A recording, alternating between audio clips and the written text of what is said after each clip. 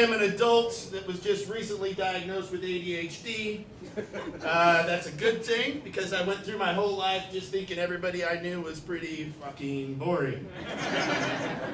Which is tit for tat because everybody I knew was going through life thinking I was pretty much an asshole. So I was not surprised at all when the doc diagnosed me. He gave me 4.4 out of 5.0. Pretty high. There's a lot going on up here, so I get it. I get it. You know, I've written a couple of books. I got an audio book out. You know, I've acted in tons and tons of short films. Not those kind of films. Yeah, God did not see it fit to give me the means to audition to those kind of shows. I acted them. But anyways, there's a lot going on up here, you know? I don't even know what a 5.0 would look like.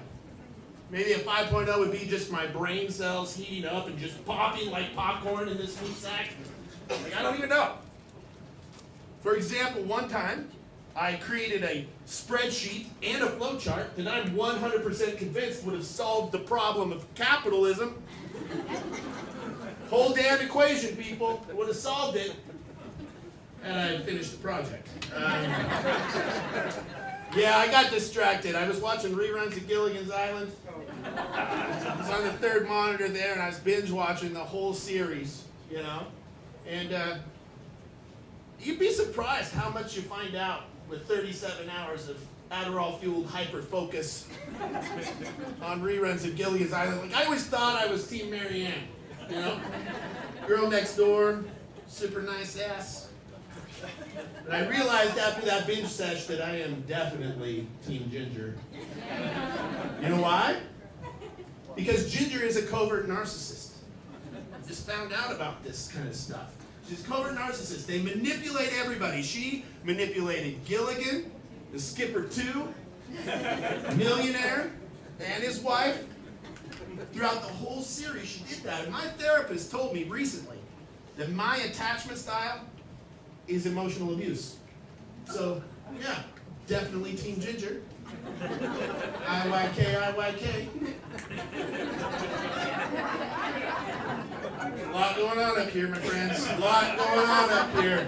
It's even hard for me to have conversations with regular people, my regular friendships.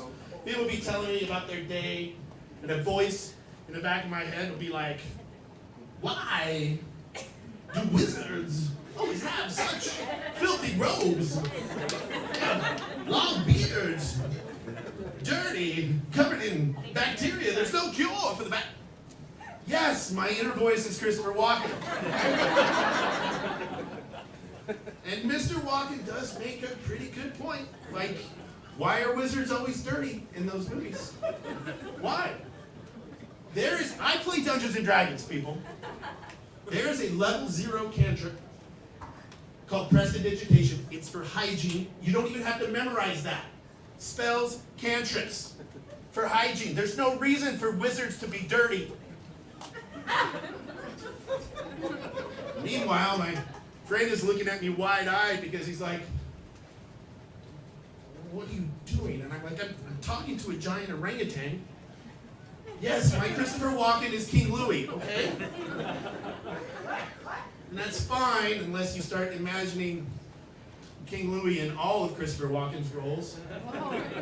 10-year-old Bruce Willis looking at a giant ape wondering how he hit a watch up his ass in 10 years. There's a lot going on. A lot going on up here. I watched the whole Lord of the Rings. Speaking of binge sessions, I watched the whole Lord of the Rings. Decided after I watched the Lord of the Rings that I needed to learn how to shoot a longbow. You never know. You never know when a prehistoric elephant is going to come tromping through your neighborhood. You got to jump up on its back and Orlando Bloom that thing in the back of the head. Take away my SNAP benefits. I'm going to the fucking zoo. Still only counts as one. Yeah, I don't know. I guess despite all of the crazy that's up here, I did finally, just recently, get engaged. Yeah, well, even more recently than that, she dumped me. So, Yeah, she knew about the ADHD, so she did the kind thing, she did the gentle thing, the adult thing, the very modern thing, and she dumped me via text. Yeah, and if that's not enough to ratchet my brain pan a little closer to popcorn, she did it about a week before she left to Ireland with another man. Yeah, true story. And I'm telling you, I saw this guy, man, and he didn't have anything on me, except for that Irish accent. Right? But I'm an actor, people. I got Irish accents on demand. I can look at a pretty lass like this. I can invite her back to my cottage. I can build her a fire. Tell her how I finally found my 4-leaf clover. Do you got a boyfriend, lass? So did she.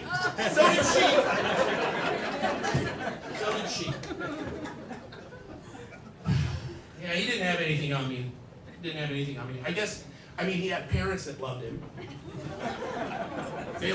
They died and left him this thing that's an inheritance. Yeah, do you guys know what that is? I don't know. Super important to her, but I don't know what it was. He was even shorter than me, and I'm not that tall, so I guess that means that she left me for a fucking leprechaun.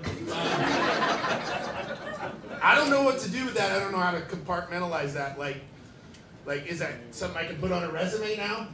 Is it part of my medical history? Survived mental breakdown caused by cereal mascot.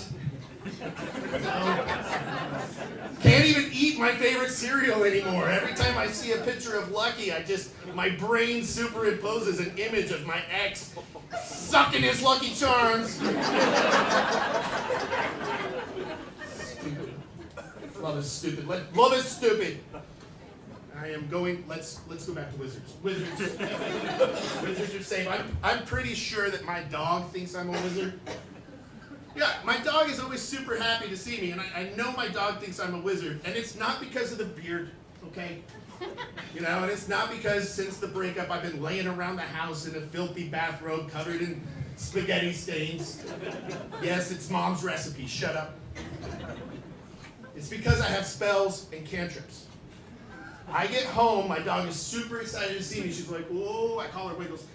Oh, Dad, I'm so happy to see you, but it's dark in here. And I'm like, poof, light.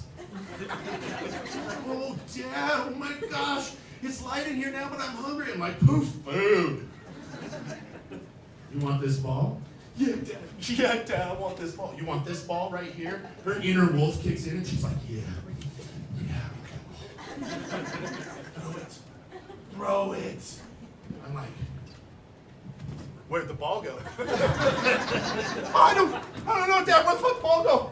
Where'd the ball go? It's right here. Holy shit, Dad, you're a wizard. Super excited to see me because I'm a wizard. And I think that that's why Christians are also super excited to go to church. Because Jesus is there. I'm not saying Jesus is a wizard, people. I'm just saying beard, robes, food appearing out anywhere. Now, I don't know about the hygiene thing, but I've only read him washing other people's feet, so. You be the judge. Spells, cantrips, thoughts, prayers. If the sandal fits.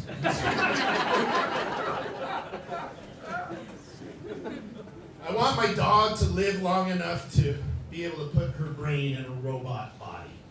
We're not far from that, Give her some laser beam eyes or some shit like that. That'd be cool. Oh, actually, that would not be cool because in about 45 seconds, my whole neighborhood would be up in flames smelling like burnt squirrel. She's like 1,000 times worse than that dog on Up. Remember that movie Up? Yeah, fuck that movie. No laser beam eyes. Maybe we'll just give her some glowing red eyes. No, can't do that. Can't do that either. She watches me masturbate. Yeah, since the breakup, I've been doing a lot of that. And And it's bad enough because she looks at me with just like such disappointment. You're like, Dad, what are you doing to yourself? You know? She looks at me that same look that Pastor Johnson gave me when he found out I was too old to find attractive anymore.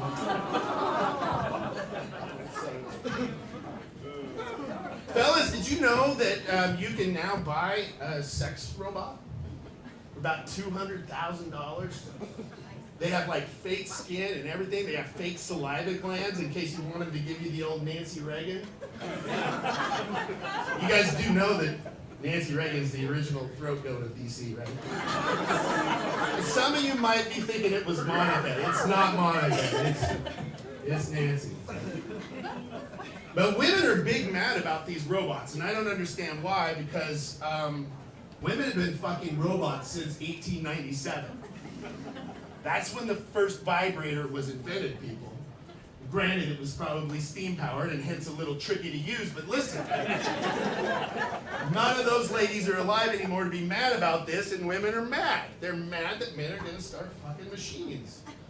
And I really think, well, okay, look, women from Texas can be mad. Because in Texas, they have a law that you can only have 6 plastic dicks. That's a real law, look it up. You can only have 6 fake dicks in Texas. 1, 2, 3, 4, 5, 6 dicks, okay. 7 dick? 7 dick is 1 dick too many. Right? I don't know why. I don't know why. I think maybe because there's a lot of conservatives in Texas. They think that maybe, 6 days a week of self-deprecation is just fine, but that 7th day, we reserve that for the Lord. There will be no synthetic sausages on the Sabbath.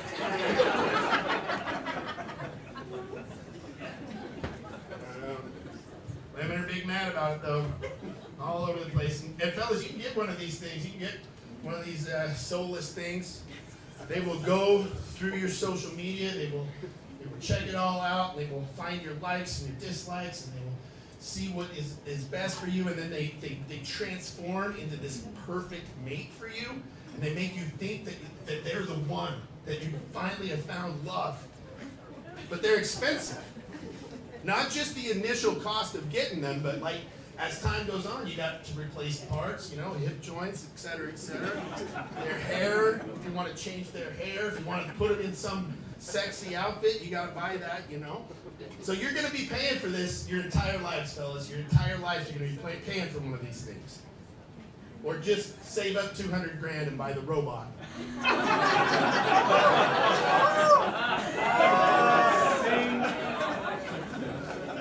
That's probably a better deal. Well, speaking of soulless, when my ex got back from Ireland, you know what she said? Said she was sorry. She made a mistake. That she loved me and wanted to be with me forever and ever and ever. Can you believe that? Yeah, I'm pretty sure that's what she was saying. It was just kind of hard to tell through the tears and the duct tape. But see, while she was gone, I learned a few things, people. I learned about my self-worth. I learned about value. And I learned about the cost of fake identification to rent an Airbnb. Cost of draping an entire bedroom in plastic. Tariffs. It was the tariffs. Yeah, people ask me, they're like, Jade, how are you doing after the breakup? Are you doing okay? And I'm like, I'm somewhere in between breaking PRs at the gym and making X-Wing fighter noises as I pilot a butter knife into a wall outlet. Sometimes I lay in the bathtub staring up at the plugged-in toaster like it's the Millennium Falcon, and I am the half-created Death Star that is fully operational, but the shields have gotten down on the Forest Moon because there's been an entire army of little hairy leprechauns. Anyways, I'm doing okay. doing okay.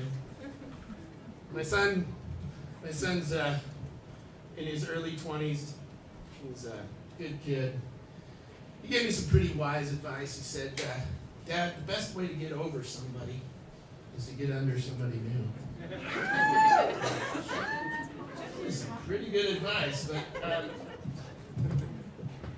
I don't know how to tell you guys this. It might even offend some people. Fucking grandmas is weird. I mean, that's my age group now. I didn't mean to live this long, people. That's what happened. I'm not saying that fucking grandmas is bad, by the way. It's not bad, it's just different. Right? They're not as adventurous as younger ladies.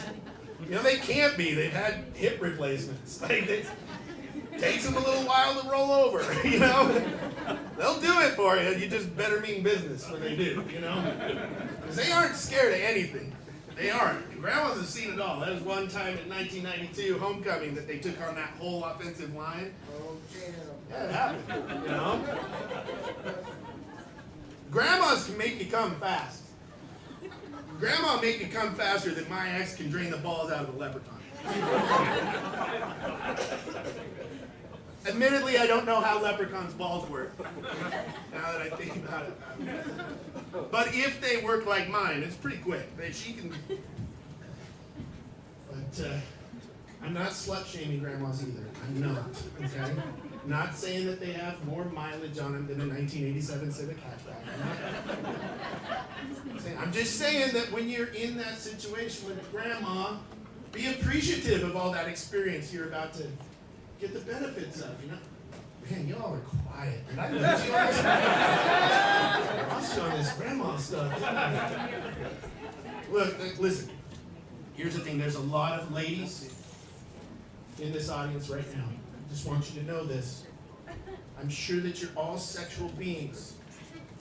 Someday, that same sexual being is going to float into the body of a grandma. And you're still going to like to fuck. And fellas, you better not be making fun of me either, because you're going to be fucking her. So, all right, you guys. Are you ready for your headliner? All right. Yes.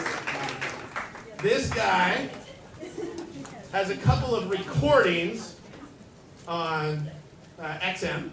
He has a YouTube special. He is who you came here to say. Ladies and gentlemen, put your hands together for Nat Baimel.